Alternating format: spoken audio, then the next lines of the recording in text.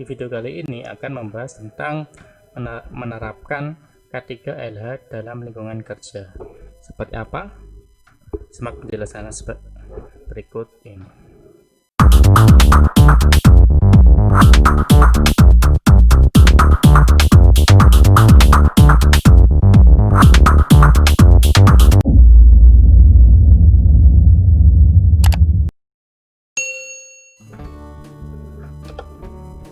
Oke, sebelum kita masuk ke materi, saya akan mengajukan beberapa pertanyaan. Yaitu yang pertama, kira-kira apa yang kalian ketahui mengenai tentang komputer? Kemudian yang kedua, apa yang kalian ketahui mengenai jaringan? Dan apa sih hubungan keduanya itu antara komputer dan jaringan? Kalian harus coba cari tahu apakah hubungan dari komputer dan jaringan. Setelah kalian tahu, tentunya komputer itu sendiri seperti apa, jaringan itu sendiri seperti apa. Oke, nah saya jelaskan sedikit. Komputer adalah seperangkat alat yang digunakan untuk mengolah data, dapat digunakan untuk mempermudah pekerjaan manusia. Jadi intinya komputer adalah alat apapun yang dapat mengolah data dan bisa mempermudah pekerjaan manusia, itu disebut komputer. Kemudian jaringan adalah beberapa komputer yang saling terhubung satu sama lain untuk saling bertukar data maupun informasi. Nah, tadi kan disebutkan bahwa salah satu fungsi komputer adalah untuk mengolah data. Nah, kalau setelah kita olah, kita kan biasanya saling mengirim data tersebut. Nah, data tersebut kita kirim melalui jaringan. Nah, itulah hubungan antara keduanya tadi. Jadi, jaringan merupakan gabungan dari beberapa komputer yang saling terhubung satu sama lain. Syarat sebuah jaringan yaitu harus ada lebih dari satu komputer. Kalau cuma satu komputer berarti tidak bisa disebut jaringan, itu berarti personal komputer, hanya satu aja ya. Jadi minimal ada dua komputer.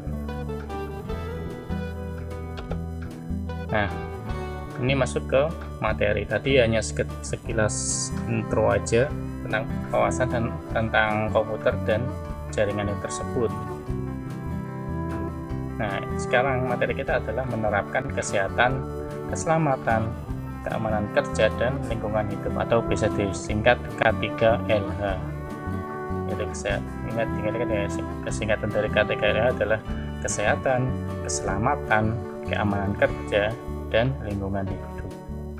Nah, ini dalam bidang apa? Dalam bidang komputer dan jaringan.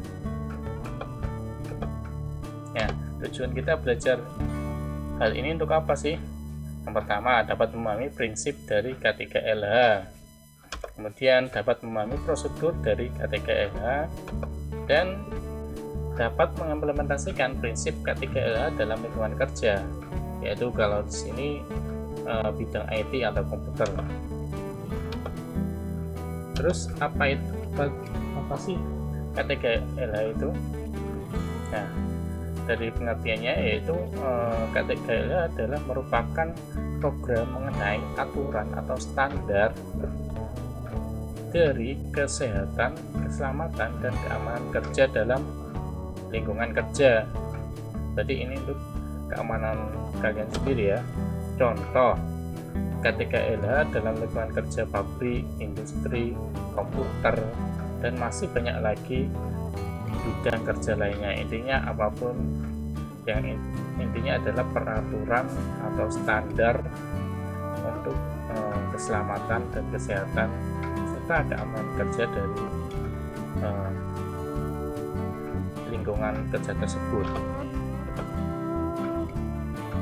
Nah, terus tujuan dari K3LH khususnya komputer dan jaringan itu apa sih?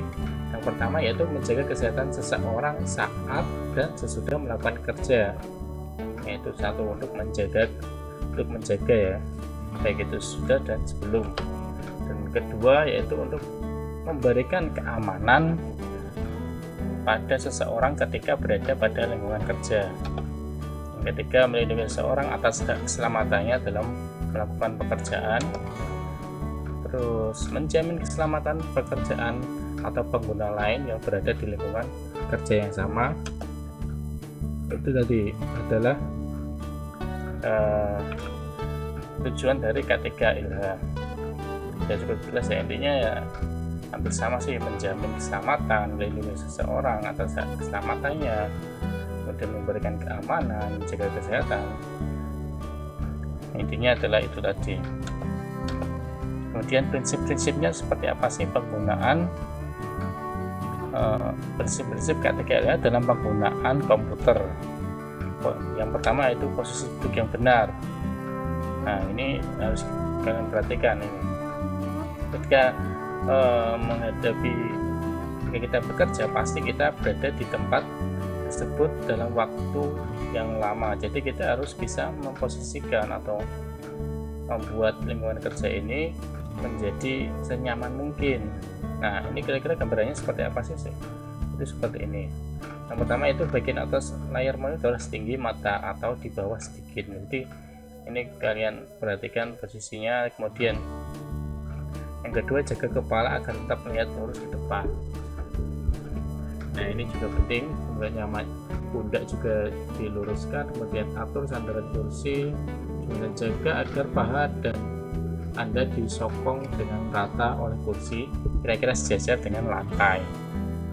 Nah ini posisinya. Terus kemudian jaga agar keyboard sejajar di depan Anda dan kira-kira sama tinggi dengan siku Anda. Jadi kalian sesuaikan dengan siku kalian kalau meletakkan sebuah keyboard atau mencari sebuah meja agar diletakkan keyboardnya tersebut. Jadi kalau bisa adalah sejajar dengan siku kalian. Kemudian jaga bagian belakang dari siku kaki, menjauh dari kursi agar menghindar tekanan di belakang siku. Ini juga lebih. Kemudian istirahatkan kaki pada lantai atau penyokong yang nyaman. Sesuaikan ini, contohnya ini pijakan kecil ya, bisa menyesuaikan fasilitas yang ada di sana. Ini dari posisi duduk. Kemudian ini posisi ketika mengetik atau menggunakan keyboard. Nah posisi yang benar berarti seperti ini, jari-jarinya kalian harus lurus. Kalau bonduk kayak gini, ini nanti kalian akan sakit tangannya lama-lama. Ini juga sama. Intinya yang benar ini yang selalu bikin nyaman. Dan ini dari penggunaan keyboard. Kemudian kalau penggunaan mouse seperti apa? Kalau ini mouse, perhatikan sikunya, sudut sikunya. Kalau kalian menjangkaunya terlalu jauh, ini juga akan cepat sakit sehingga nanti akan mengganggu kesehatan kalian. Kemudian jadi yang benar seperti apa? Yang benar jadi siku kalian seperti ini. Jadi ya kalian rasakan sendiri, kalian pasti tahu posisi nyaman dari tubuh kalian. Kemudian ketika ngekliknya atau memegang mouse-nya seperti ini, jadi lurus, pegangnya biasa aja, bukan menekan seperti ini, apalagi ini mengelus cuma dari depan, ini juga salah. Kemudian untuk jarak monitor dengan mata kalian itu kurang lebih 45-70 cm dengan tinggi yang sejajar dengan mata tentunya. Ini dari posisi layarnya. Kemudian ini untuk posisi pergelangan tangan ya, pergelangan tangan ketika memegang mouse agak belok seperti ini kurang tepat. Kemudian yang paling benar adalah posisi lurus. Ini untuk kenyamanan kalian di dalam jangka waktu yang lama ya. Jelas kurang lebih gambarnya seperti ini ketika menggunakan mouse, keyboard, dan layar komputer. Kemudian posisi duduk. Nah posisi duduk yang salah seperti apa? Tadi yang sudah dicontohkan yang benar. Nah kalau ini salah, contoh-contoh yang posisi duduk yang salah. Contohnya ini lagi duduk bersila, kemudian ini sambil tiduran, ini sambil apa, ini sambil kayang ya, sambil kayang, kemudian ini sambil selonjoran, sambil ini laptopnya ditaruh di atas perut, dan ini sambil nungging, kemudian ini sambil apa ya, dan ini sambil jongkok, ini sambil bersantai, aneh-aneh ya posenya. Ini ini adalah contoh-contoh duduk yang salah. Kemudian nah ini tadi kan ini lesehan. Nah gitu. Kalau ini yang posisi yang salah ketika menggunakan meja, ini tinggi meja dan kursi dan badannya tidak sesuai, makanya seperti ini. Sampai ini juga terlalu dekat, makanya nggak boleh sampai gini ya. Kemudian ini duduk di atas kursi nggak boleh dijulit-julit seperti ini bahaya, nanti kepleset pernah ada jengkangan. Kemudian ini tadi ukuran meja dan kursinya tidak sesuai dengan badan kalian harus menggunakan meja atau kursi yang sesuai dengan ukuran badan kalian. Ini kan contohnya badannya gede tapi mejanya terlalu pendek sehingga akan bungkuk. Nah ini kalau ini kebalikannya, ini malah kebanyakan bertingkang, ini sampai miring-miring kayak gini, ini juga pasti salah ya. Nah kalau ini malah bela diri ya, ini posisi duduk bela diri udah pasti salah lah. Kalau orang kita mau megang komputer, masa ya malah posisi kayak mau bela diri gitu. Nah ini berarti semua ini adalah contoh yang salah. Nah itu terus tadi ada dicontohkan yang posisi yang benar dan posisi yang salah kayak gimana. Terus manfaatnya apa sih kita belajar itu tadi?